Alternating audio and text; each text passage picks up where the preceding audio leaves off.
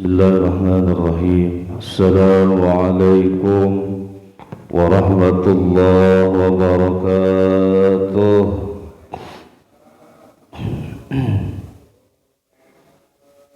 Alhamdulillahilladzi ja'alna minan nasihin wa afhamna min ulumil ulama'ir rasikhin. Salatu wassalamu ala man nasahu dinahu adyanal kufrati wat talihin wa ala alihi wa ashabihi alladhina kanu bitamassuki syari'atihi salihin. Amma ba'd, fa ya ayyuhal hadirun hadrat rahimakumullah, taqullaha haqqa tuqatih wa la tamutunna illa wa antum muslimun. Faqad qala Allah ta'ala fi kitabihil karim wa huwa asdaqul qailin. A'udzu billahi minasy syaithanir rajim. Bismillahirrahmanirrahim. Yarfa'illahu alladhina amanu minkum walladhina utul ilma darajat. Wa qala an-nabiyyu sallallahu alaihi wasallam, talabul ilmi faridatun ala kulli muslimin wa muslimatin. Al-hadis. Sadaqallahul azim wa sadaqar rasuluhun nabiyyul habibul karim wa nahnu ala dhalika minasy syahidin wasyakirin walhamdulillahi rabbil.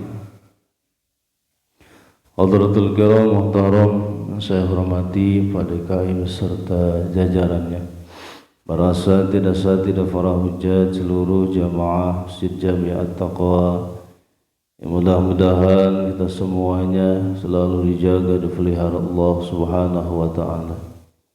Pertama-tama marilah kita panjatkan puji serta syukur kehadirat Allah Azza wa Jalla yang telah memberikan karunia-Nya kepada kita semuanya sehingga kita masih bisa berkumpul, bermuwajahah tempat yang mulia ini dalam rangka beribadah pada Allah Subhanahu wa ta'ala yang hanya mencari ridha Allah Subhanahu wa ta'ala. Semoga selalu rangkaian ibadah-ibadah kita diterima Allah Subhanahu wa ta'ala. Salawat beserta salam ay makrun dan ta'lim semoga tercurah limpah pada Fatuk Alam Habibana Karim wa Nabiyana Karim Muhammad sallallahu alaihi wasallam. Tak lupa para keluarganya, para sahabatnya, para tabi'in, para atba'ut tabi'in, mudah-mudahan sampai kepada kita selaku umatnya. Amin ya Allah ya Rabbal. Kita lanjutkan kembali pembahasan kita masih seputar fadilah keutamaan ilmu.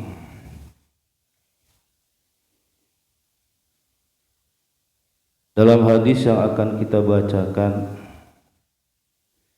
ini akan menjelaskan tentang tegak berdirinya dunia, bisa tetap berdiri dengan kokoh. Dunia ini ditopang oleh 4 perkara. Wa qala an-nabiy sallallahu alaihi wasallam, baginda Rasulullah sallallahu alaihi wasallam pernah bersabda, qawamud dunya bi arba'ati asya. Tegak berdirinya dunia itu disebabkan ada 4 perkara. Mudah-mudahan yang 4 ini ada sehingga dunia ini tetap tegak berdiri, tidak roboh hancur atau doyong nyangeyeng bahasa Sundana.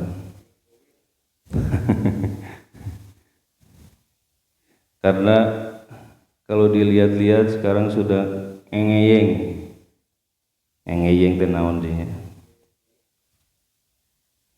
Yang pertama, awaluha bi ilmil ulama. Tegaknya dunia ini yang pertama dengan ilmunya ulama.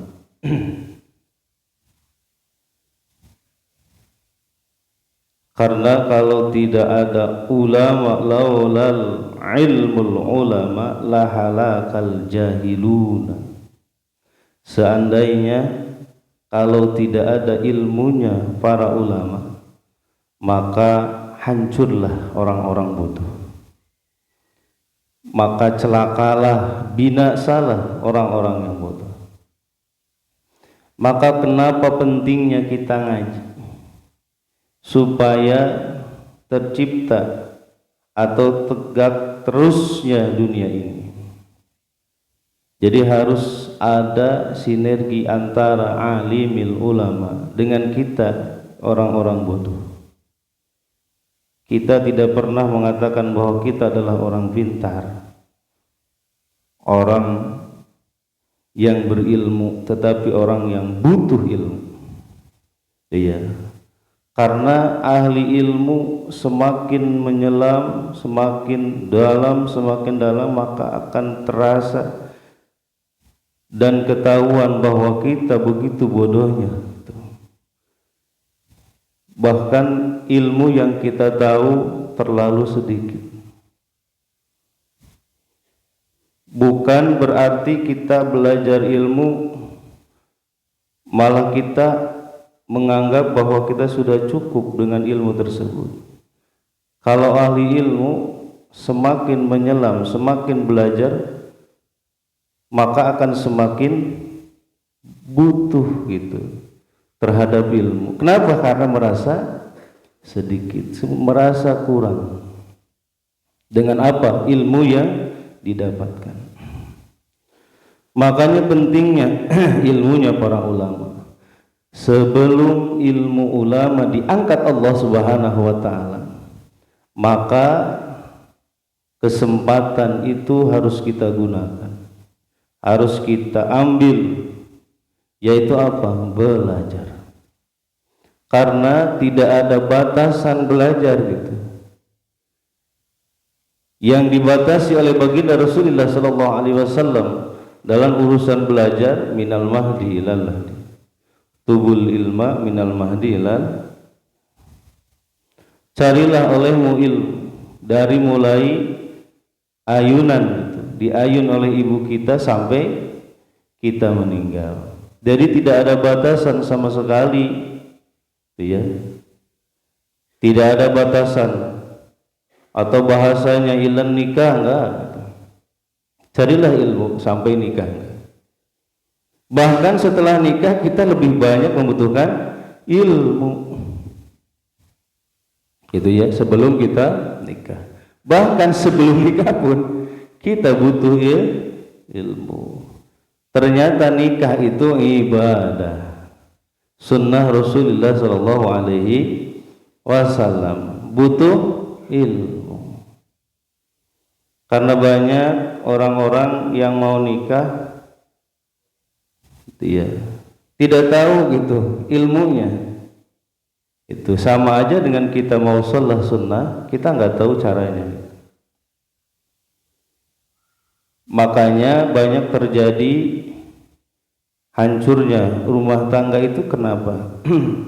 Karena sebelum nikahnya dia tidak belajar dulu ilmu nikah.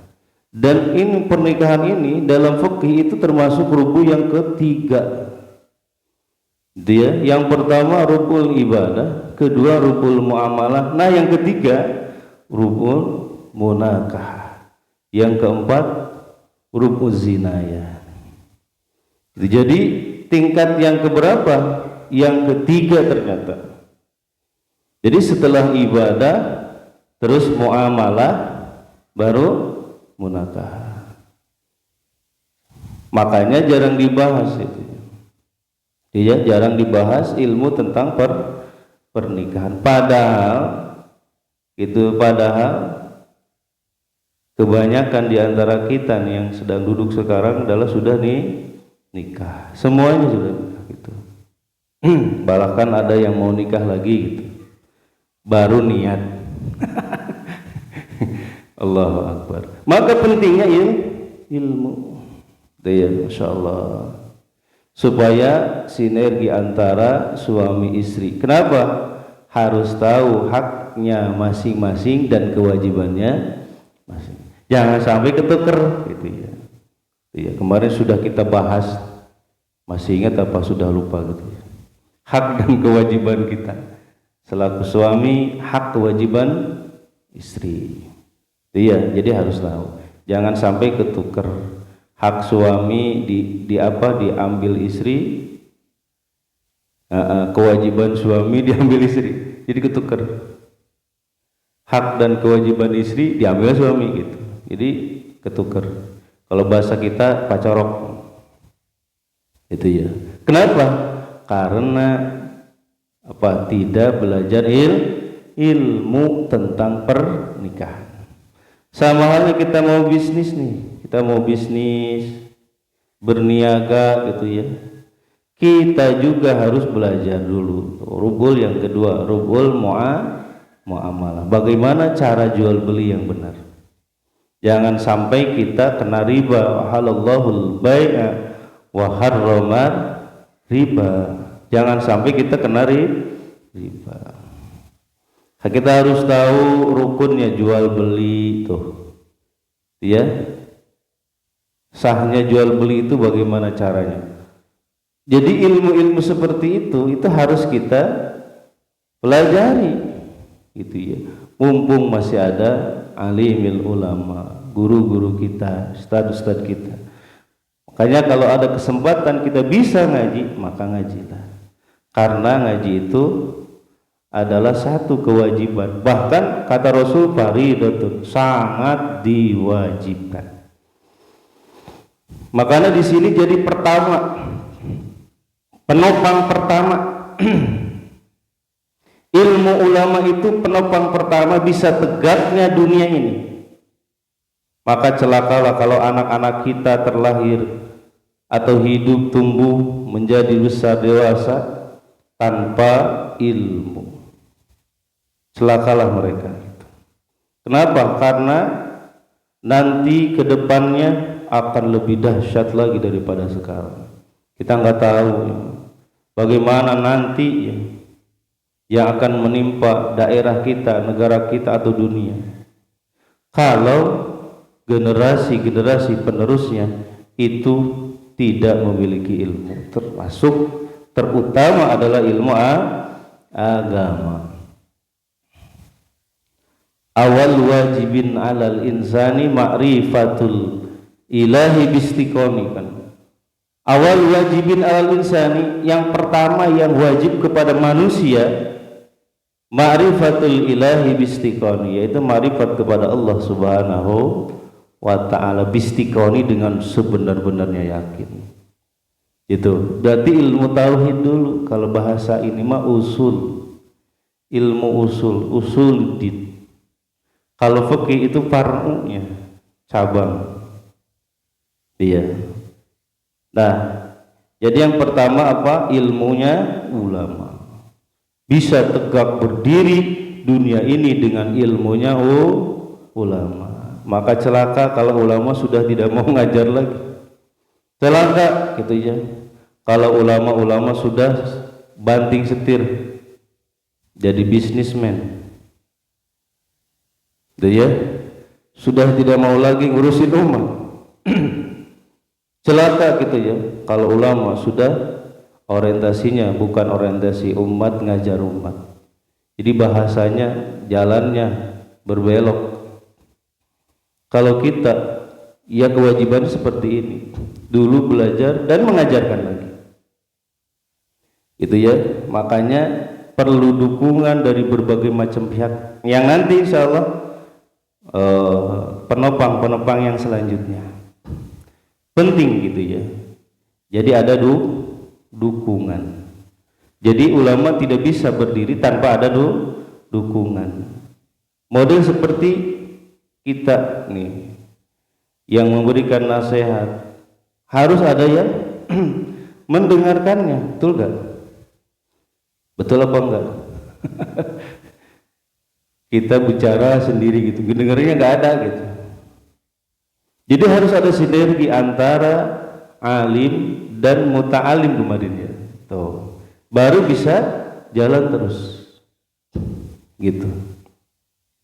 Selanjutnya yang kedua, bisa tegaknya dunia ini wasani bi'adlil umaro. Ini yang kita inginkan. Yaitu dengan adilnya ulama. Dengan adilnya pemerintah umaro itu ya. Makanya walau mana nih? Walau la adlal umara la akala ba'dun nasi ba'd kama ya'kulu da'bul ghanam. Insyaallah. Ini diibaratkan seperti ini, kalau seandainya tidak ada keadilan umara, pemerintah, pemimpin-pemimpin kita, la akala ba'dun nasi ba'd, maka sebagian manusia akan saling memakan dengan manusia yang lain.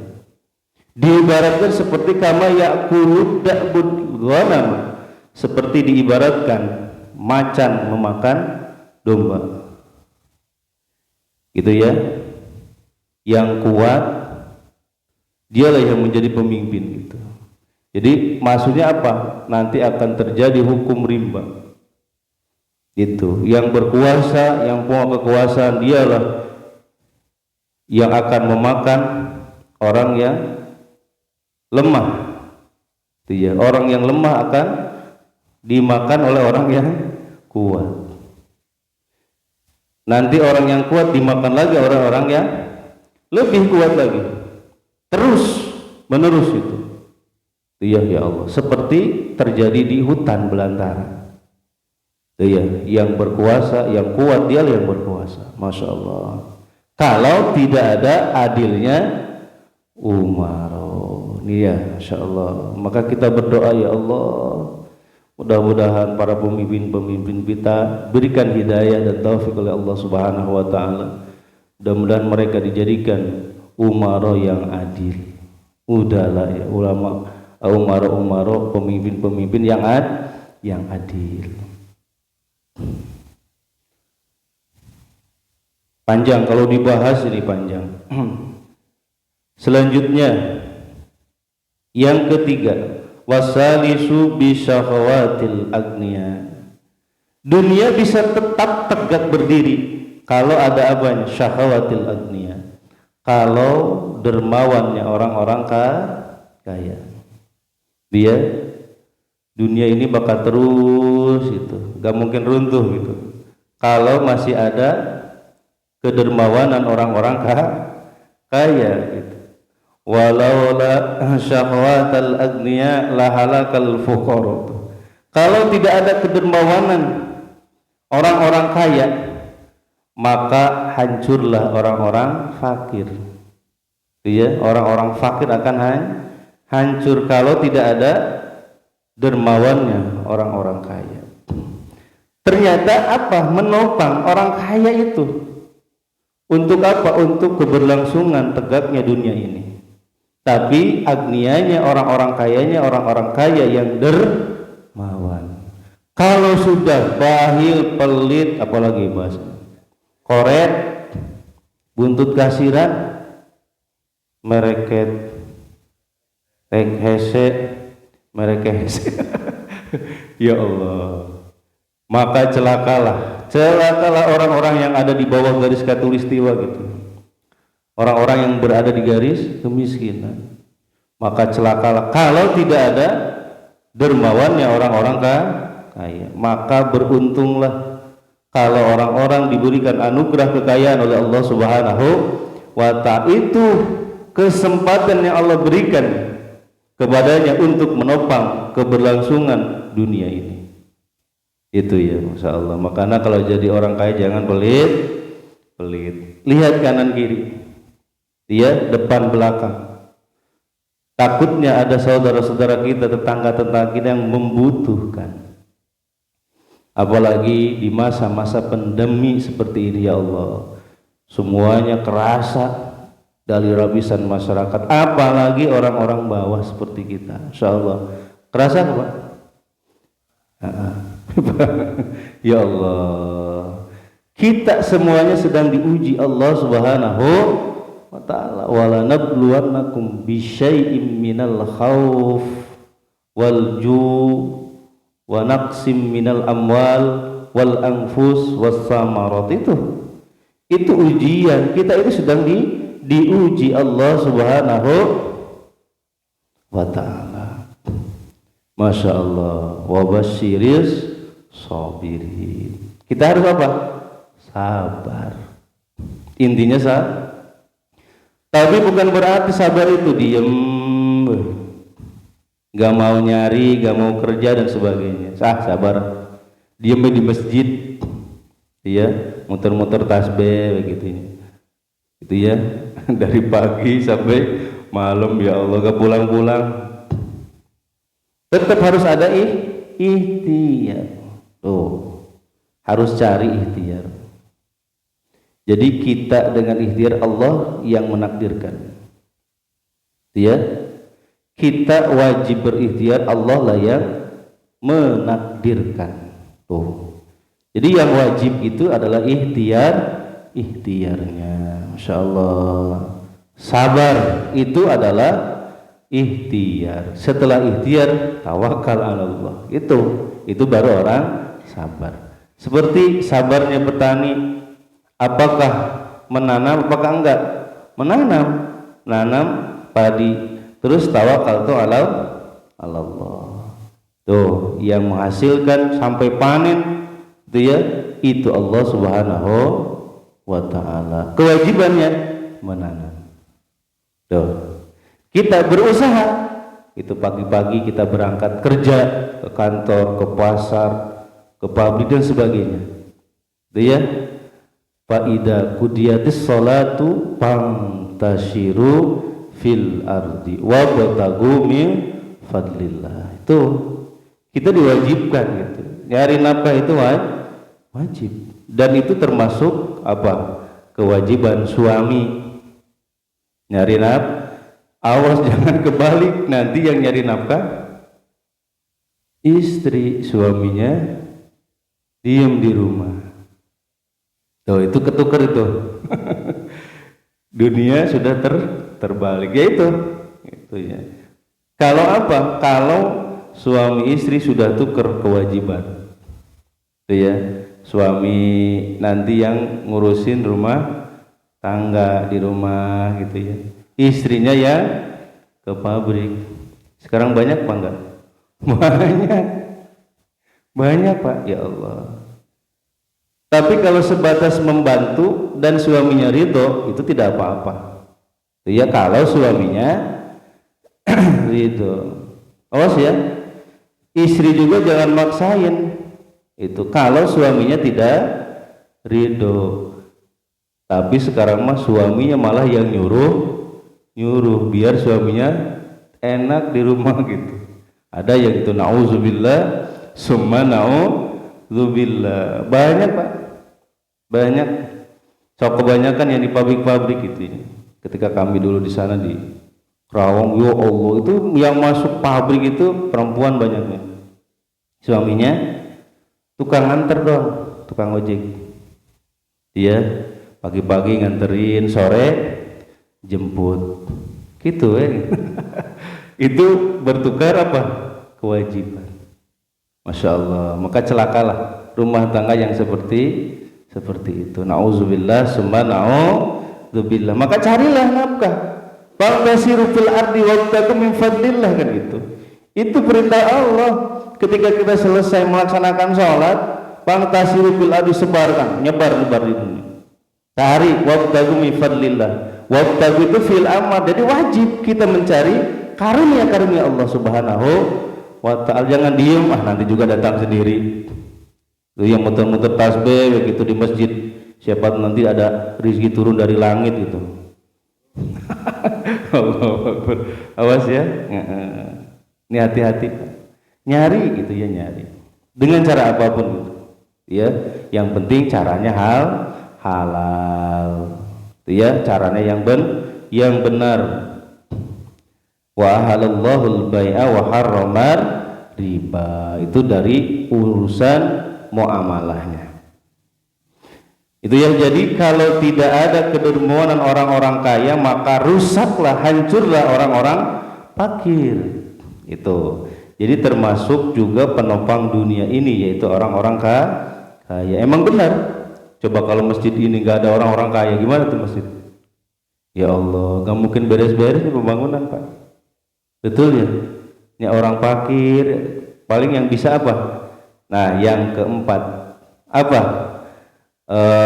Penopang dunia yang keempat, yang terakhir, yaitu warabi'u bida'watil fuqara, dengan doanya orang-orang fakir. Orang fakir ngedoa gitu. Betul ya? Orang-orang fakir doain gitu. Dengan doanya orang-orang fakir, maka dunia ini akan tetap berdiri. Kalau orang-orang fakirnya sudah tidak mau lagi mengangkat tangan berdoa pada Allah Subhanahu wa ta'ala untuk kemaslahatan dunia ini, maka akan hancurlah tuh. Ya, walau la du'aul fuqala halakal agniya, maka celakalah, hancurlah orang-orang kaya. Maka orang kaya dan orang fakir itu saling membutuhkan. Orang fakir butuh orang kaya butuh doanya orang fakir. Bahkan kalau orang fakir dikasih, ya Allah, doanya merepet, Pak. Cok, betul gak? Cok. Ayo, ya Allah, doanya, mudah-mudahan masuk masuk surga. Terus apa? Sebelum masuk surga, ibadah haji dulu sebagainya. Wah, panjang gitu, ya Allah. Itu ya, betul gak? Itulah doanya orang-orang fakir. Bisa tetap tegaknya dunia ini dengan diantaranya doanya orang-orang fakir. Masya Allah nih. Jadi ada 4 ya, 4 penopang dunia ini. Apa? Satu tadi bi'ilmil ulama, dengan ilmunya ulama. Yang kedua bi'adlil umaro, dengan adilnya pemimpin. Terus yang ketiga bisyakhawatil agniya, dengan dermawannya orang-orang kaya. Yang terakhir keempat yaitu bidu'ail fuqara, dengan doanya orang-orang fakir. Itu semuanya harus sinergi antara alim, terus antara umaro, agniya, dan juga fuqara, baru bisa tegak berdiri. Itu ya, jangan dunia, negara aja gitu ya, negara aja gitu. Itu bisa tetap berdiri kalau 4 poin itu ya bisa sinergi antara satu dengan yang lain. Celaka kalau ulama sudah jadi umaro, itu ya. Masya Allah, umaronya jadi ulama. Kenapa? Karena ada juga nih ya yang ngatur-ngatur masjid, yang ngatur-ngatur pondok orang-orang itu seperti itu. Ya Allah, celaka, Pak. Kenapa? Karena beda apa? Beda tempatnya. Gitu ya. Betul. Gitu ya, ya Allah. Karena ada juga yang ngatur masjid, RT, RW gitu. Padahal di masjid itu ada apanya? DKM. Nah, DKM di atas nanti ada DMI gitu ya, kepemerintahannya gitu. Jadi ada jalurnya itu. Nanti RT-nya yang apa? Yang ngegiring masyarakatnya supaya apa? Memakmurkan masjid, salat berjamaah. Jangan sampai RT jalan ke masjid. Ini yang jadi masalahnya. Seharusnya RT yang bawa masyarakatnya ke masjid, RW-nya yang bawa masyarakatnya, warganya ke masjid. Bukan jadi orang yang tidak pernah menginjak masjid. Ini celaka, Pak. Kalau pemimpin-pemimpin kita sudah tidak mau masuk masjid, ini rakyatnya bagaimana nanti ngelihat pemimpin? Nanti di hadapan Allah Subhanahu wa ta'ala ditanya, ini mana pemimpinnya tuh? Ya kan paling bawah pemimpin kita siapa? RT kita. Awas, RW itu minimal ya, insya Allah. Atau yang masuk lagi ke desa, apa namanya, kades ya, kepala desa. Naik lagi ke camat. Jangan sampai kepala desanya gak pernah ke masjid, Ke masjid itu kalau sebelum jadi kepala desa kan gitunya, baru keliling gitu. Minta apa? Dukungan. Setelah terpilih diem gitu, gak pernah nginjak lagi ke masjid. Awas ya, masya Allah. Nauzubillah summa na'udzubillah. Makanya sebenarnya kita itu merindukan sosok pemimpin yang dekat dengan rakyatnya. Kita umat Islam tempat berkumpulnya di mana? Di masjid. Itu ya. Ini kan sekarang banyak berita yang tidak benar gitu ya, yang apa, hawak lah bahasanya gitu. Perlu pelurusan gitu ya.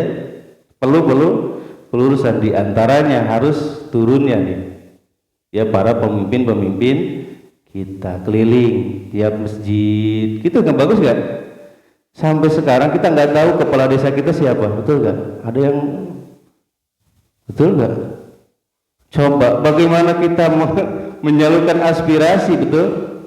Kita juga gak pernah lihat kepala desa kita siapa, dan kita nggak pernah tahu, betul? Betul. Gitu ya. Ya Allah, paling iya, makanya RT cuma RW doang yang kita kenal, betul gak? Kepala desa kita nggak kenal, padahal itu kewajiban.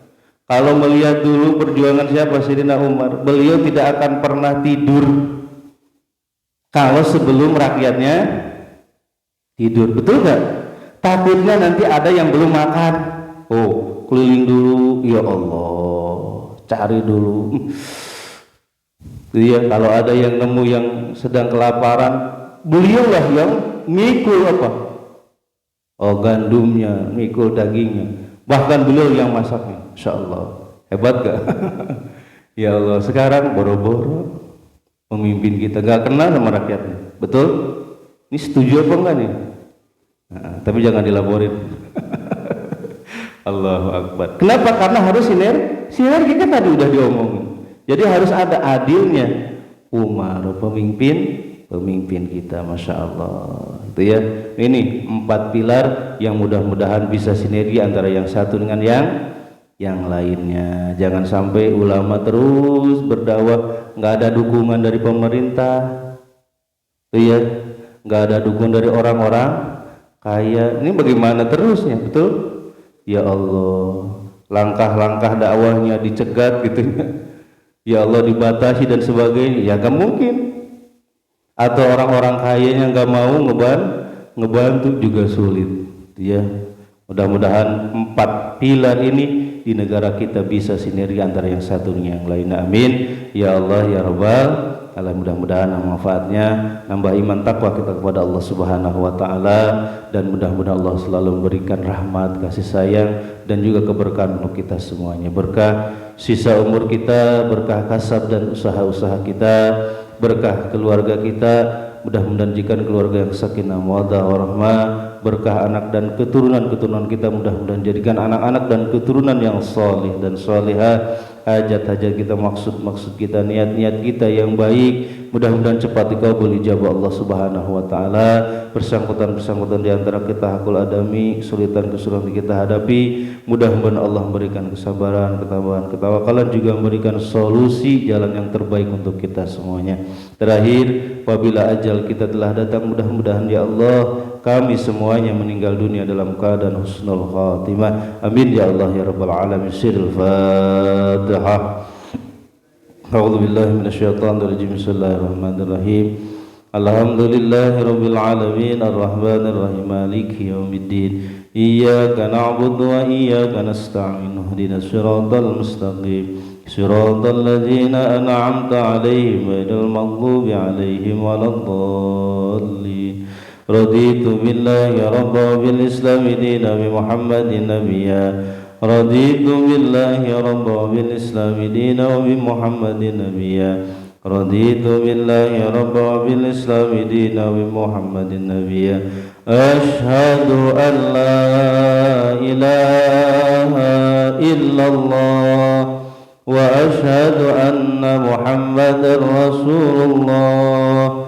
Marilah kita tutup pengajian kita dengan doa kafaratul majlis. Subhanakallahumma wa bihamdika asyhadu an la ilaha illa anta astaghfiruka wa atubu ilaik. Terima kasih atas segala perhatian. Mohon maaf segala kekurangan. Usikum wa nafsi bittaqwallah. Wallahu muwaffiq ila aqwamit thoriq. Assalamualaikum warahmatullahi wabarakatuh.